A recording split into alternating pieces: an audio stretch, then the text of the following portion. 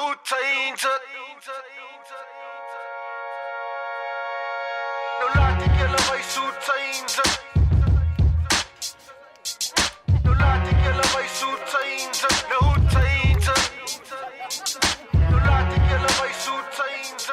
Shana Commando and I'm 29 years old. I've been staying in Bromwell Street all my life, and this is where I grew up. This is my neighborhood. My happiest memories when the opposite piece of vacant land was a park. There were like slides and stuff, and when we were young, we all used to play in the park, all of the street children together, and we used to chase each other, and it was just so nice because of everyone playing together, and we were just like one happy family. It's running around, it's sliding, it's you're just happy. There's no care in the world. There's no responsibility. It's just children being happy, and that's how we grew up. We all grew up together.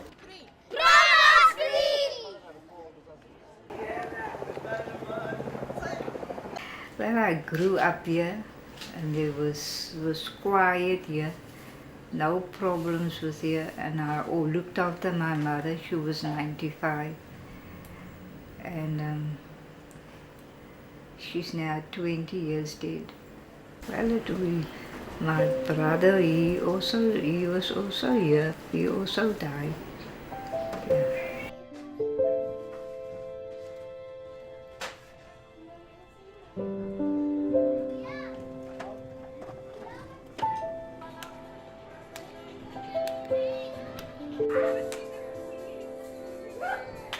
I'm living here in 128 Bromwell Street for 50 years now. Mostly it is when we used to share here outside with friends, with neighbors. We like to sit and talk a lot of things, especially weekends.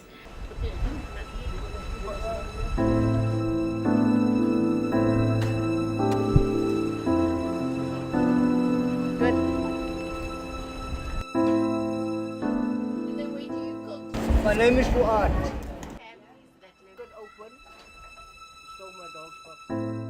My place used to be the prettiest place. I'm single at the moment, but I'm just a normal guy. Lived in this road since the age of 1. All my family staying here. When I was young, I used to run around this block every night before I go to sleep. That's a good memory. And the park used to have huge halls where we used to play soccer at the back. Those memories, they will never come back. 40 years in this road. 40 years is not 40 days or 40 minutes. 40 years of your life. And like taking 40 years away from you and putting you like wherever they want to. That's not right. Not to them.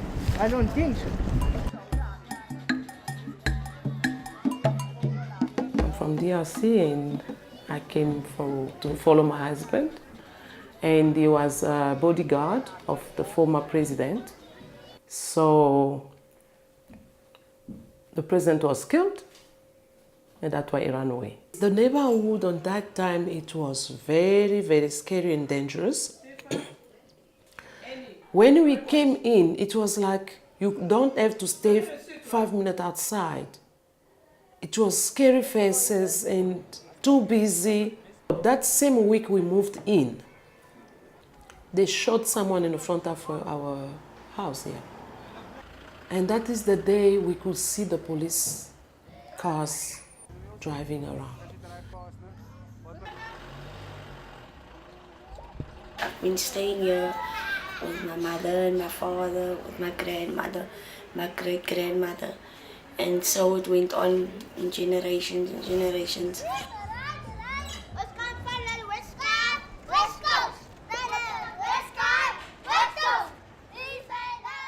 The hub bought our properties and they want to evict us. Gentrification is just swiping out the whole community. It's just there's no more community like it used to be.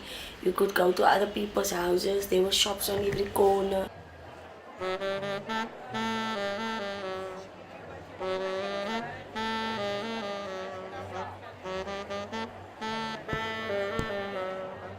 We got notices. The notices said we should be at court and we are being evicted. But in that time, we didn't know yet it was the Woodstock Hub that bought our properties. We were under the impression it was the Biscuit Mall to make parking. I'm talking about myself. If you grow up in a place, it's hard to leave it after 29 years. So, if you talk about me, what about Auntie Brenda that's been staying here 76 years?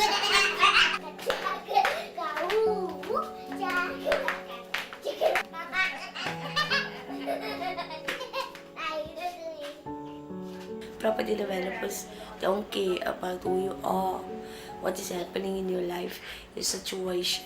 All they care about is their space and what they're going to do with it and how much money they're going to make. But in the meantime, they don't know they are destroying lives, they are destroying families, they are destroying community. And it's so sad. Don't do that. Because CT17534 that's the whole of the field. They threw people out of the inner city to build buildings, businesses, and people's lives are not important to them. I don't think they think that these people are human beings. There's no health facilities, there's no shops like, for instance, you can walk from here, you can walk over the road, you're gonna get a shop or a garage. There ain't stuff like that. Ja, nou dis hoekom ons hier toe kom, laat die mense kan praat, laat die mense kan sien buitekant. Dis wat die government doen. Die government sê hulle doen die ding, maar hulle doen dit nie. Want dis die situation. Hulle sê hulle het jou eie parking, het jou eie shower, het jou eie toilet. Hier is die werk vir die mense, hier is die winkels, hier is die hospitale nie. Hier is niks. Jy kan die mense net so weggooi nie.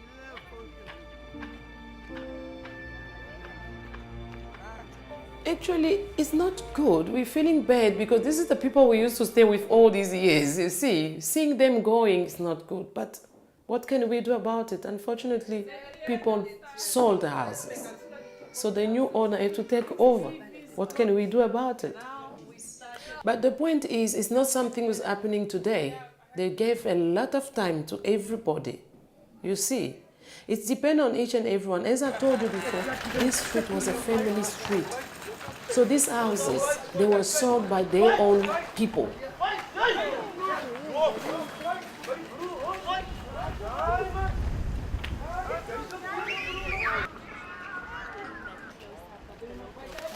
Let us now ask a question, is they paying the rent or they just staying for free? That is another question. You see, it's really tricky, this matter. It's a bad feeling because someone used to stay in that place and you tell the person you must go. Where must I go? You see, and especially people, most of them, they're not working. That is a big deal. The hub didn't want us to pay rent. They could come back and say, listen here, these people are staying in our properties and not paying rent. I think that was they thinking that that would be the solution to get us out. And when we had our first meeting with them, because we had a protest 2 weeks ago, the mayor said she wants to end spatial apartheid. How can you end spatial apartheid last week? This week, you're planning with your lawyers to send people to Bromwell, but you said last week that you don't want people to go and stay out of the inner city anymore. So, how can you believe them? How can you have faith in them? How can you have hope in them? Because at the end of the day, all they do is they're saying, but they're doing nothing. So I don't know what is happening in the city. I don't know what the policies are. but I don't think it's working for the people, because right now they have done nothing for us.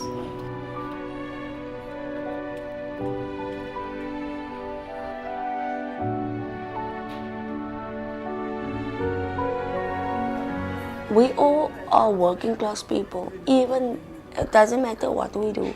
Even if you're a kitchen hand, even if you're sweeping the streets, you are working for an honest living. You're not going around breaking in people's houses. You're not going around stealing from people or doing wrong. You are working for that money.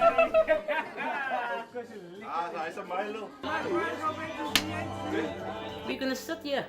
We're gonna sit on that pavement over there. No, we're not moving actually. Before they say they're gonna give us places. They know we refused biography and Delft. Why must she go stay in Delft? A lady from 76 years old. How can you put a lady her age in that place? She don't even know the places. She only knew those places. If the judge come up with that verdict to say that we need to go to Bromwell, people here are not going to move to Bromwell, even if it means they must sleep on the street. After this, we're not going to give up the fight. We're still going to stand with other evictees who's being evicted. The moral here is enough is enough. It's been happening to people all these years and no one has been saying nothing. So now is the time that people are coming out, people are standing up for themselves. And I think it's good that people are expressing their views and speaking their minds and saying what are in their hearts and just standing up for themselves.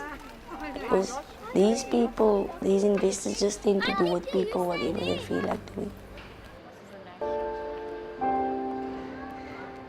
If you grow up in a place, it's hard to leave it after 29 years.